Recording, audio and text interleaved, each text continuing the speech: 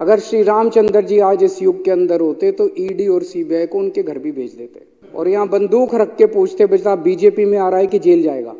Intelligence जो है वो पैसे की मोहताज नहीं है। बाबा साहब अम्बेडकर बहुत गरीब थे। किसी भी जाति के अंदर इंटेलिजेंट लोग हो सकते हैं, तो हमें गर्व है बाबा साहब अम्बेडकर के ऊपर। अगर ये कुछ काम कर लेते तो आज इनको ईडी की जरूरत नहीं पड़ती, सीबीआई की जरूरत नहीं पड़ती।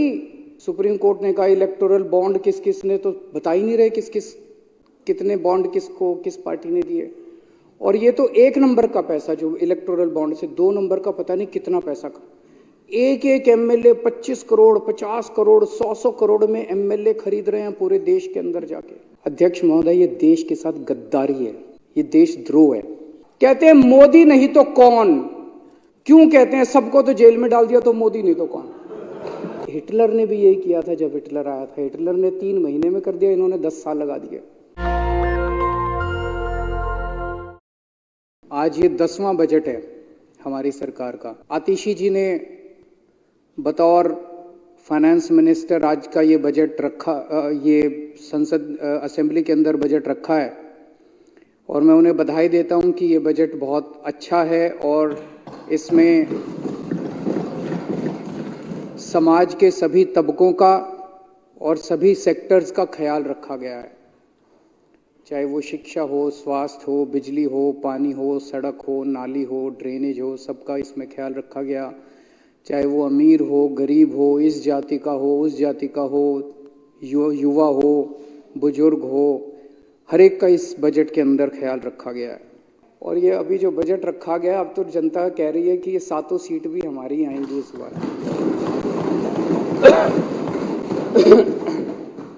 2014 मई में जो बीजेपी को भारी बहुमत मिला और 280 सीट आई, उन्होंने एक दूसरा गवर्नेंस का मॉडल रखा जो है विनाश का मॉडल। उस विनाश के मॉडल के 2 हिस्से हैं। एक हिस्सा है सामने सारी पार्टियों को कुचल दो, खत्म कर दो, खरीद लो, तोड़ दो, गिरफ्तार कर लो, जेल भेज दो, ईडी लगा दो, सीबीआई लगा दो, सामने कोई बचेगा ही नहीं तो चुनाव किसके बीच में होंगे? फिर तो यही है। ये दूसरा मॉडल है जिसके अंदर आप विपक्ष को एक एक करके खत्म करते जाते हो, सरकारें गिरा देते हो, एमएलए तोड़ लेते हो, गिरफ्तार कर लेते हो, धमकी देते हो। और इनके विनाश मॉडल का दूसरा हिस्सा है कि पूरे देश में कहीं कोई विपक्ष की सरकार अच्छा काम कर रही हो, उनके कामों को रोको। खुद अच्छा काम नहीं करो, उनको अच्छा काम करने से रोको। अगर कोई देश हित में इस देश में दूसरी सरकार कोई काम कर रही है तो उसको अच्छा काम करने से रोको। ऐसा नहीं कि इनको देश ने मौका नहीं दिया अच्छा काम करने का। गुजरात में 30 साल से इनकी सरकार है, 30 साल में एक स्कूल ठीक नहीं किया इन्होंने, एक सरकारी स्कूल ठीक नहीं किया।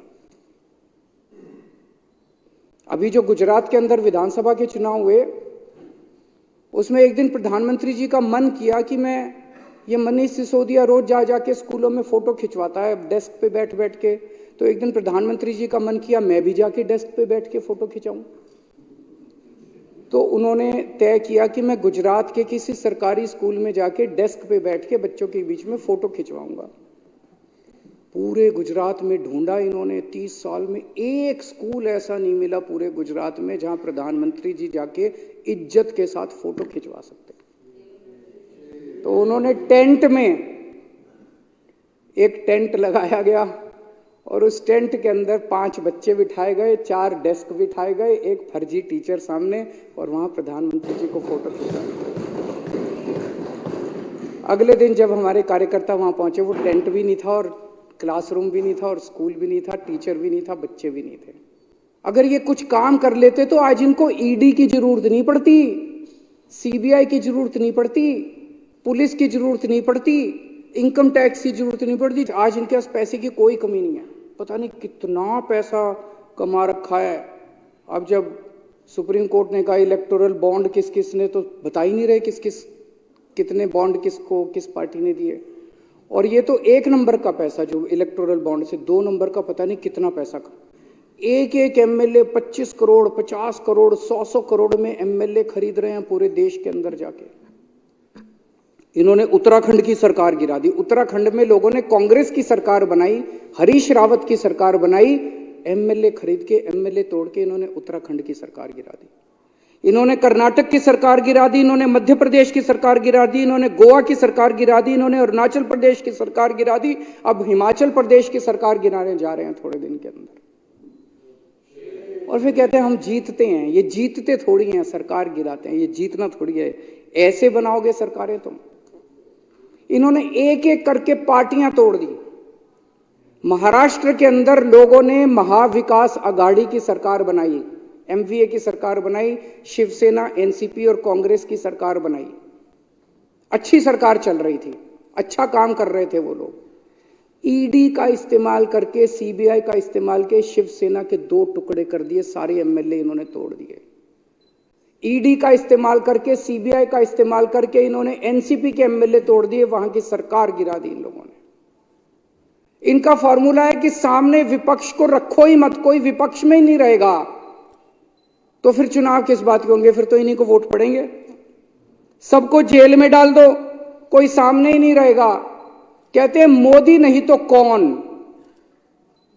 क्यों कहते हैं? सबको तो जेल में डाल दिया तो मोदी नहीं तो कौन, कोई बचा ही नहीं। सारे जेल में डाल दिए तो मोदी नहीं तो कौन, मोदी नहीं तो सारे जेल में।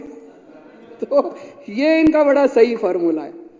अब ये एक और उस पे आए हैं, ये कह रहे हैं हम तो 370 जीत रहे हैं, 370 जीत रहे हैं। ये नया अब है, अगले 5 साल में ये चलेगा। ये कहने की कोशिश कर रहे हैं।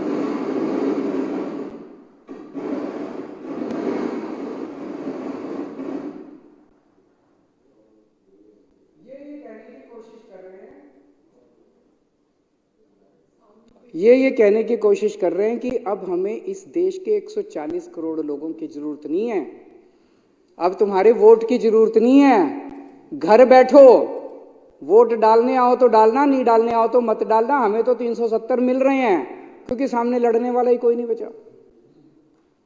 थोड़े दिन के अंदर सारा विपक्ष, हिटलर ने भी यही किया था। जब हिटलर आया था, हिटलर ने 3 महीने में कर दिया, इन्होंने 10 साल लगा दिए। तो अब इनका यह कहना है कि हमें किसी की जरूरत नहीं है, तो ये जनतंत्र खत्म कर रहे हैं। अध्यक्ष महोदय, ये देश के साथ गद्दारी है, ये देशद्रोह है। अगर इस देश के अंदर जनतंत्र खत्म कर दिया जाए। मैं मन में सोच रहा था, आज अगर श्री राम होते, अगर श्री रामचंद्र जी आज इस युग के अंदर होते तो ईडी और सीबीआई को उनके घर भी भेज देते और यहां बंदूक रख के पूछते, बेटा बीजेपी में आ रहा है कि जेल जाएगा। और अब ये आम आदमी पार्टी को तोड़ने में लगे हुए हैं, आम आदमी पार्टी को क्रश करना चाहते हैं, क्योंकि आम आदमी पार्टी भविष्य में इनको चैलेंज कर सकती है, देश के अंदर चैलेंज कर सकती है, अलग अलग राज्यों के अंदर चैलेंज कर सकती है। सबसे तेजी से बढ़ने वाली पार्टी है और इनके काबू नहीं आ रहे आम आदमी पार्टी वाले। अब ये मुझे जेल में डालने की तैयारी कर रहे हैं, पूरा चारा केजरीवाल को जेल में डालेंगे, केजरीवाल पूरी प्लानिंग कर रखी है। मैं बीजेपी वाले से बात कर रहा था, बीजेपी में कई दोस्त हैं, अच्छे लोग भी हैं बीजेपी में, सारे खराब नहीं हैं। तो बीजेपी वाले से बात कर रहा था, वो बोली जी पूरी प्लानिंग है, आपको जेल में डालेंगे, आपकी सरकार गिराएंगे। सरकार गिराने के बाद सबसे पहला काम करेंगे, ये जो बिजली फ्री कर रखी है ना, इसको बंद करेंगे दिल्ली के अंदर। हम तो पैसे खाते हैं, इतना बजट कहां से आएगा? फिर ये तुम्हारे स्कूल खराब करेंगे। ये जो तुमने स्कूल बना, बोला हमसे तो होते नहीं है, दूसरे बीजेपी ना गुजरात में कर सके, ना मध्य प्रदेश में कर सके, ना राजस्थान में, हमसे तो होते नहीं है। फिर स्कूल खराब करेंगे, फिर मोहल्ला क्लिनिक बंद करेंगे और फिर अस्पताल बंद करेंगे। पूरी प्लानिंग कर रखी है बीजेपी वालों ने। केजरीवाल को गिरफ्तार करेंगे और उसके बाद दिल्ली को बर्बाद करेंगे। मेरे को इतने नोटिस भेज दिए, इतने नोटिस भेज, सारी एजेंसी, जैसे देश का सबसे बड़ा आतंकवादी केजरीवाल है।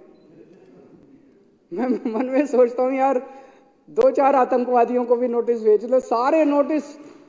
8 सम्मन आ गए मेरे पास, ईडी के 8 सम्मन। अब बता रहे 9वां भी आने वाला रास्ते में है। तो मैं इनको कहना चाहता हूं, तुम जितने सम्मन भेजोगे मैं उतने स्कूल बनवाऊंगा।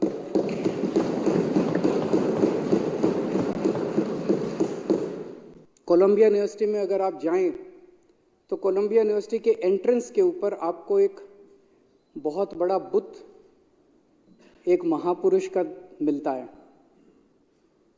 पूरी दुनिया के अंदर कोलंबिया यूनिवर्सिटी को एक ही महापुरुष मिला। कौन है? बाबा साहब अम्बेडकर का बुत। बाबा साहब अम्बेडकर 1915 में 13 या 15 के आसपास कोलंबिया यूनिवर्सिटी 1913 में कोलंबिया यूनिवर्सिटी पढ़ने के लिए गए थे। तो कोलंबिया यूनिवर्सिटी का कहना था कि अभी तक जितने 100-125 साल की पुरानी यूनिवर्सिटी है, जितने लोग पढ़ने के लिए आए, उसमें सबसे बेस्ट स्टूडेंट हमारा बाबा साहब अम्बेडकर थे।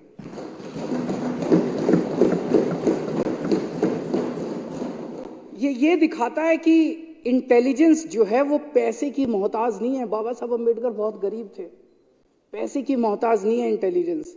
ये दिखाता है कि इंटेलिजेंस जो है वो किसी जाति का मोनोपोली नहीं है। किसी भी जाति के अंदर इंटेलिजेंट लोग हो सकते हैं।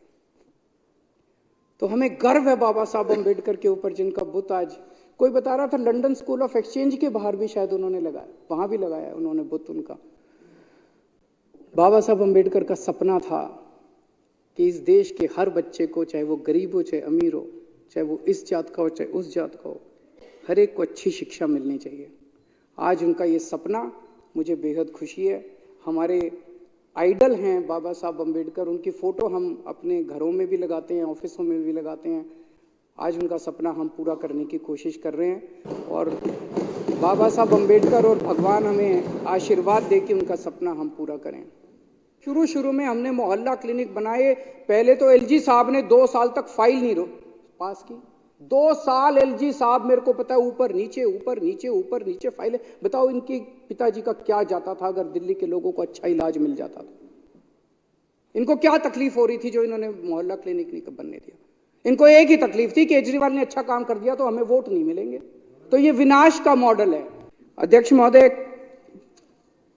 गौतम बुद्ध के जीवन से एक कहानी सुनते हैं। सिद्धार्थ गौतम उनका नाम होता था। जब छोटे बच्चे थे, एक दिन सिद्धार्थ गौतम, वो एक राजा के बेटे थे। सिद्धार्थ गौतम एक दिन जब बगीचे में घूम रहे थे, अचानक उनके सामने एक हंस आके गिरा। उसके हंस को तीर लगा हुआ था, किसी ने तीर मारा हुआ था, वो तीर लगा और वो पक्षी जो है वो सामने आके उनके गिरा। सिद्धार्थ गौतम ने जाके उस पक्षी को उठाया, तीर निकाला, मरहम पट्टी की और उसकी जान बचाई। इतने में सिद्धार्थ गौतम का चचेरा भाई देवदत्त सामने से दौड़ा दौड़ा आया और देवदत्त आके सिद्धार्थ गौतम को बोलता है कि ये पक्षी मेरा है, इसको तीर चला के मैंने गिराया है, ये पक्षी मुझे दो। सिद्धार्थ गौतम कहता है ये पक्षी मेरा है क्योंकि इसकी जान मैंने बचाई है। तो वो कह रहा है कि ये पक्षी मेरा है, इसको मैंने मारा है। ये कह रहा है ये पक्षी मेरा है, इसे मैंने बचाया है। तो दोनों भाई लड़ते लड़ते राजा के दरबार में जाते हैं। राजा के सामने पूरी कहानी सुनाते हैं और राजा बोलता है कि दोनों भाई अलग अलग खड़े हो जाओ। पक्षी को बीच के अंदर रख दिया जाता है ताकि पक्षी तय करेगा कि मैं किसके साथ जाऊंगा। और पक्षी धीरे धीरे चलते चलते सिद्धार्थ गौतम के पास आ जाता है। ये बचपन से सुनते आ रहे हैं कहानी। इसमें बताया जाता है कि मारने वाले से बचाने वाला बड़ा है। आज दिल्ली के अंदर आम आदमी पार्टी सिद्धार्थ गौतम है, देवदत्त वो बीजेपी है और ये हंस दिल्ली की जनता है। बीजेपी रोज तीर चला रही है दिल्ली की जनता के सीने के अंदर। बीजेपी रोज मार रही है दिल्ली की जनता को। आम आदमी पार्टी रोज बचा रही है दिल्ली की जनता को, मरहम कर रही है। जो लोग दिल्ली के लोगों की दवाइयां रोक रहे हैं वो दिल्ली के दुश्मन हैं। जो दिल्ली के बच्चों के स्कूल रोक रहे हैं वो दिल्ली के दुश्मन हैं। जो दिल्ली के मोहल्ला क्लिनिक बनने से रोक रहे हैं वो दिल्ली के दुश्मन हैं। जो दिल्ली के लोगों की बिजली सब्सिडी और बिजली रोक रहे हैं वो दिल्ली के दुश्मन हैं। आज दिल्ली के 2.5 करोड़ लोगों को मिलकर इन दुश्मनों को सजा देनी पड़ेगी। इन दुश्मनों को दिल्ली से निकालना पड़ेगा और परमानेंटली निकालना पड़ेगा। बहुत हो गया इन लोगों का। हर परिवार में जितनी भी महिलाएं हैं जो इसमें पात्र हैं, इसमें ऐसा नहीं है कि एक परिवार से एक महिला को मिलेगा। अगर किसी परिवार में माँ है, बहू है, बेटी है और तीनों एलिजिबल हैं तो तीनों को 1000-1000 रुपए अलग अलग दिए जाएंगे। तो एक तरह से उन तीनों को मिला के साल में 36,000 रुपए इस योजना के तहत उनको दिए जाएंगे। बीजेपी वाले इसका खूब विरोध कर रहे हैं। महिलाओं को पैसे देने की क्या जरूरत है, महिलाएं बिगड़ जाएंगी, महिलाएं जिम्मेदार नहीं होती हैं, महिलाएं ये महिलाएं वो, इतना ज्यादा महिलाओं के विरोध आम आदमी बीजेपी वाले बोल रहे हैं। मुझे नहीं पता इनको महिलाओं से इतनी क्यों तकलीफ है। क्या आप समर्थन करते हैं इस योजना का? एक स्टेटमेंट बता दीजिए, हमने आपकी इस योजना का विरोध किया एक सिंगल क्यों नहीं है भाई, है ना? मैं उन्हें ये कहना चाहता हूं कि हम इस देश के हर परिवार के बारे में सोचते हैं। हम अपने अरबपति दोस्तों को पैसे नहीं दे रहे जैसे ये लोग अपने अरबपति दोस्तों के लिए काम करते हैं, इसलिए इनको इतनी तकलीफ हो रही है। बजने लगी खतरी की घंटियां तो मोदी जी को याद आई केजरीवाल की गारंटियां। देश की जनता को तय करना है कि उनको देश का विकास चाहिए कि देश का विनाश चाहिए। नेशनल दस्तक की आपसे गुजारिश है कि अगर इसको बचाना चाहते हैं तो नेशनल दस्तक को सब्सक्राइब करने के लिए रेड कलर के सब्सक्राइब बटन को दबाएं, फिर बेल आइकन की घंटी दबाएं। नेशनल दस्तक को बचाने के लिए बहुत जरूरी है कि हर खबर को शेयर करें, लाइक करें, कमेंट जरूर करें।